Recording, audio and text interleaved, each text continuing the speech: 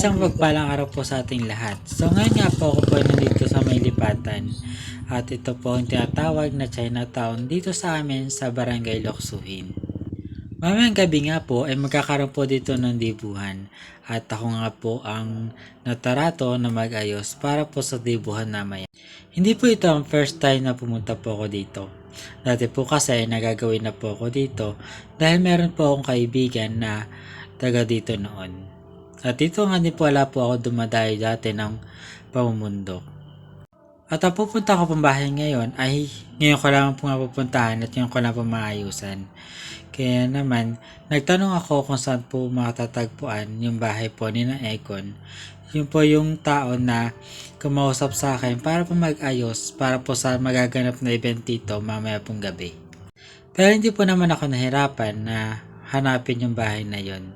Dahil sabi nga po na napagtanungan ko na lalaki kanina, ay ito nga po daw ay diretsuhin ko lamang po daw yung daan na tinatahak ko at doon ko po daw makikita kung saan yung bahay na ayusan ko.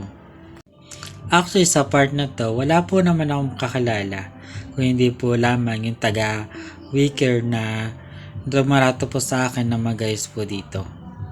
Kaya naman po, yun po talaga yung hinahanap ko. At makalipas po ilang sandali, ako nga po ay narito na sa bahay po ni na Econ. At ito nga po daw ang ayusan ko, ito po daw tapat po ng bahay nila. Dahil dito nga po daw gaganapin ang program mo mamayang gabi. Pagkadating ko nga po dito, ako nga po ay kagad po nagsimula. Kasi tanghali na nga po nakarating dito at gabi na nga po yung gaganapin po na event. Pero sa pag-ayos ko po naman, is tinulungan din po naman ako ni na Econ at ng iyo po mga taga dito para po madali nga po ang gawain.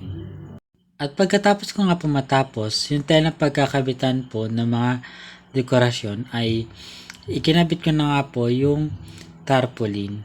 Pag ako po sinunod, yung mga lobo na pinagpulon-pulon po namin kanina. Alas 4 na nga rin po pala nang nakatapos po ako mag-ayos po dito. At ito nga po yung kinalabasan ng pinag-ayos ko po kanina. Hindi ko na nga po gaanong binidyohan yung pag-ayos ko po kanina at di ko rin po nakuhanan kung paano ko po inayos yung lamesa. Pero kagaya din lamang po iyan ng mga ginagawa ko po na pag-aayos po sa mga lamesa. Panigurado nga lamang po gawa po ng gipit na rin po sa oras ng time na to. At yung number 18 na nga po na lobo po, nakalimutan pa nga po namin ikabit ay dito ko na lamang po inilagay sa paglalagyan po ng cake. At nang makatapos nga po ako magayos ay sumabay na nga rin po kay Econ lumabas. Kasi po noong time na to ay kukuha po sila dito ng cake. At ako po ay nakasabay na rin lamang po para po naman ako po ay may masakyan pag uwi po sa bahay. Panaka-naka nga po dito yung pag-ulan. Kaya naman, kung kapasin po ninyo, ang dinadaanan po namin ay sobrang putik at sobrang pong dulas. Kaya naman po di po kami kagad nakasakay doon sa motor na sasakyan namin pababa po ng Loksuhin.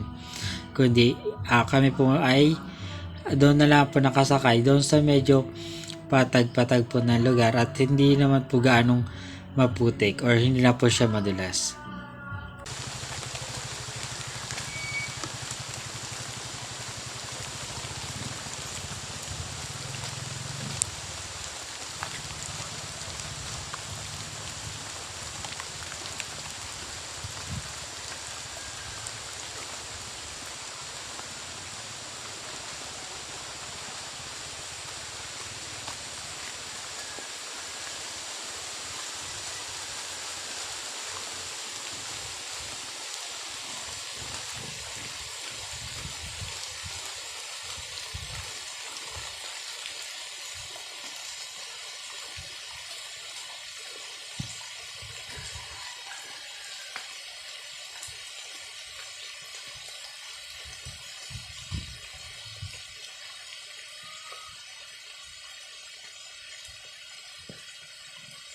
So yun, tawin na.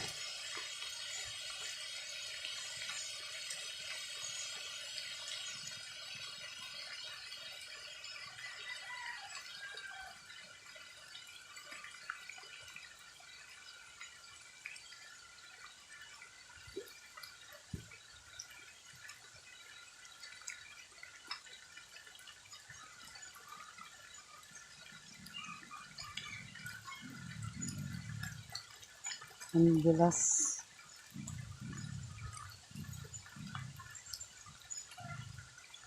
Honduras at ang putik dito sa may Chinatown. Tapos ko lang mag-ayos. At yun nga po ako'y pauwi na.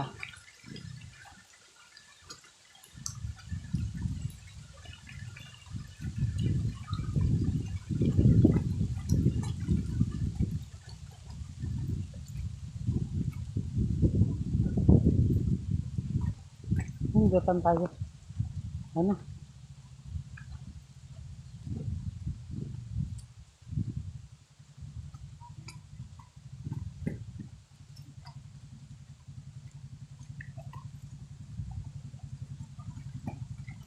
Sarap. Sana pa, sapatos na lang ako. Honduras! Ha? Ikaw muna, masang ulo. Bakit? Ganun talaga ha. Ganun ba talaga? Ganun ang tamang pag-aangkas. Kaya mo ba kami? Di ba Hindi, kaya motor. mo tumba? Ah, Oh, walang walang ano yan, tungtungan walang yan. tungtungan. Wala ba? Pero lang tungtungan. Diyos ko pa. Natin na naman.